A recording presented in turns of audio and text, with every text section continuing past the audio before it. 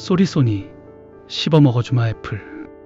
2004년 미국 샌프란시스코의 한복판, 거대한 5개 광고판에 사과를 한 입 베어문 사진이 걸렸습니다. 그것은 스티브 잡스의 애플 로고가 아니었습니다. 실제로 누군가가 씹어먹다 뱉은 듯한 처참하게 으깨진 사과 사진이었습니다. 그 도발적인 광고 아래에는 단단하고 날카로운 삼각기둥 모양의 기계가 빛나고 있었습니다.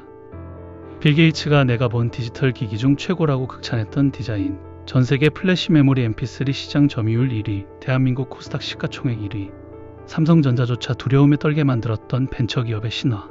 우리는 그 이름을 아이리버라고 불렀습니다. 당시 아이리버를 목에 걸고 다닌다는 것은 단순히 음악을 듣는 행위가 아니었습니다. 그것은 자신이 최신 트렌드의 정점에 서 있다는 것을 증명하는 일종의 훈장이었습니다. 하지만 영원할 것 같았던 이 프리즘 모양의 제국은 불과 2년 뒤 거짓말처럼 붕괴하기 시작했습니다. 오늘 그림 경제학은 삼성을 뛰쳐나온 한 중년의 승부사가 어떻게 세계를 제패했고 왜 아이튠즈라는 보이지 않는 생태계 앞에서 무릎을 꿇었는지에 대한 하드웨어 제국의 마지막 전쟁 기록입니다.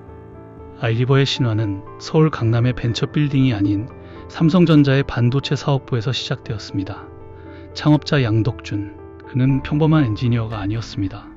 그는 삼성전자에서 반도체 수출을 담당하며 세계 시장의 흐름이 아날로그에서 디지털로 넘어가고 있음을 가장 먼저 감지한 야전 사령관이었습니다. 1998년 IMF 외환위기가 대한민국을 강타하던 그 엄혹한 시기, 50대를 바라보던 양덕준은 안정적인 대기업 임원 자리를 박차고 나옵니다. 그의 손에 들린 퇴직금 5천만 원. 그것이 전 세계 음향기기 시장을 뒤흔들 레인콤의 자본금이었습니다. 초기 사업은 CD 플레이어였습니다. 하지만 양덕준의 눈은 이미 그 너머를 보고 있었습니다. 앞으로 음악은 회전하는 원판이 아니라 고정된 반도체에 담길 것이다. 그는 직관적으로 mp3의 시대를 예감했습니다. 당시 mp3 플레이어는 소니의 워크맨에 밀려 일부 컴퓨터 마니아들의 장난감 취급을 받고 있었습니다. 디자인은 투박했고 용량은 노래 10곡을 겨우 넣을 정도로 조악했습니다. 양덕준은 여기서 승부수를 던집니다. 기계가 아니라 패션을 팔자. 그는 기술력에 집착하던 경쟁사들과 달리 디자인이라는 전혀 다른 전장을 선택했습니다. 2002년 전설의 명기 IFP100 시리즈의 탄생. 이것은 혁명이었습니다. 당시 모든 전자기기는 사각형이었습니다. 하지만 아이리버는 과감하게 삼각기둥, 즉 프리즘 형태를 채택했습니다. 유명 디자이너 김영세와의 협업으로 탄생한 이 디자인은 충격적이었습니다.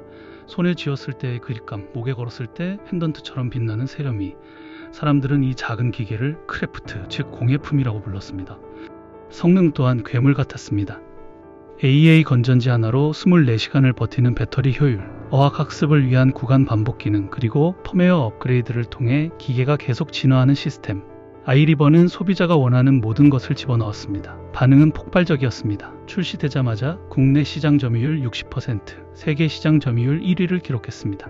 2003년 매출액 2,200억 원, 2004년 매출액 4,500억 원, 매년 2배씩 성장하는 기적의 그래프. 미국의 베스트바이, 서킷시티 같은 대형 가전 매장의 가장 좋은 자리는 소니가 아닌 아이리버의 차지였습니다. 양덕준 대표는 자신만만했습니다. 애플? 그들은 마케팅만 잘할 뿐이다. 기술은 우리가 위다. 그때까지만 해도 그 말은 사실처럼 보였습니다. 2005년 운명의 날이 밝았습니다.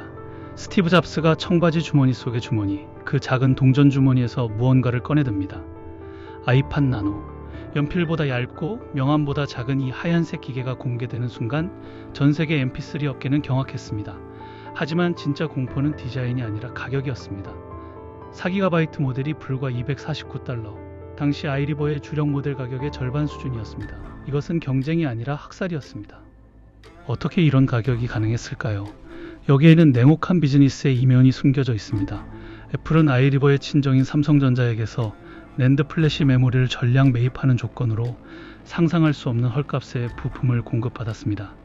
아이리버가 삼성의 부품을 제값 주고 사서 제품을 만들 때 애플은 삼성과 손잡고 아이리버의 가격 경쟁력을 원천 봉쇄해버린 것입니다. 이것을 업계에서는 플래시 메모리 대학살이라고 부릅니다. 가격 경쟁력을 상실한 아이리버의 재고는 창고에 산더미처럼 쌓여갔고 영업이익은 순식간에 적자로 돌아섰습니다. 더 치명적인 것은 생태계의 부재였습니다. 애플은 아이팟이라는 기계가 아니라 아이튠즈라는 문화를 팔았습니다. 곡당 99센트의 음악을 쉽고 빠르게 내려받는 경험, 소프트웨어의 힘을 간과하고 하드웨어 스펙 경쟁에만 몰두했던 아이리버에게 아이튠즈는 보이지 않지만 넘을 수 없는 거대한 장벽이었습니다. 양덕준 대표는 뒤늦게 클릭스 같은 혁신적인 제품을 내놓으며 반격을 시도했지만 이미 시장의 판도는 기울어진 뒤였습니다. 몰락의 속도는 성장의 속도보다 빨랐습니다. 2005년 350억 원의 적자, 2006년 540억 원의 적자, 한때 10만 원을 넘보던 주가는 3천 원대로 추락했습니다. 기술의 삼성, 디자인의 아이리버라 불리던 자부심은 산산조각 났습니다. 회사를 살리기 위해 양덕준 대표는 백방으로 뛰었지만 무리한 일정과 스트레스는 그의 건강을 갉아먹었습니다. 2007년 그는 뇌출혈로 쓰러졌고 다시는 경영 일선에 복귀하지 못했습니다. 선장을 잃은 배는 표류했습니다. 보고펀드 등 사모펀드의 손을 거치며 구조조정에 칼바람이 불었고 핵심 인력들은 뿔뿔이 흩어졌습니다. 결국 2014년 아이리버는 SK텔레콤에 인수됩니다. 이후 사명을 드리머스 컴퍼니로 바꾸고 아스텔앤컨이라는 초고가 오디오 브랜드로 명맥을 잇고 있습니다. 수백만 원을 호가하는 마니아들을 위한 명품 오디오. 품질은 여전히 세계 최고 수준이지만 과거 전 국민의 주머니 속에 있었던 대중적인 아이콘으로서의 아이리버는 역사 속으로 사라졌습니다.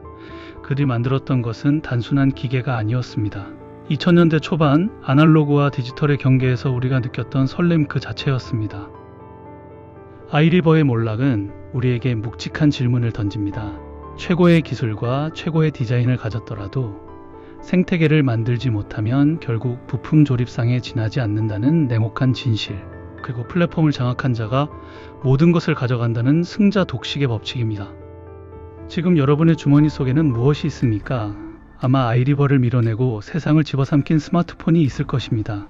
하지만 가끔은 그립습니다. 터치스크린의 차가운 감촉 대신 손가락으로 조그 다이얼을 돌릴 때 느껴지던 그 아날로그적인 딸깍거림이 말입니다. 사과를 씹어먹겠다던 당찬 다윗, 아이리버. 비록 골리앗을 이기지는 못했지만 그들이 쏘아올린 작은 돌멩이는 대한민국 벤처 역사상 가장 빛나는 궤적을 남겼습니다.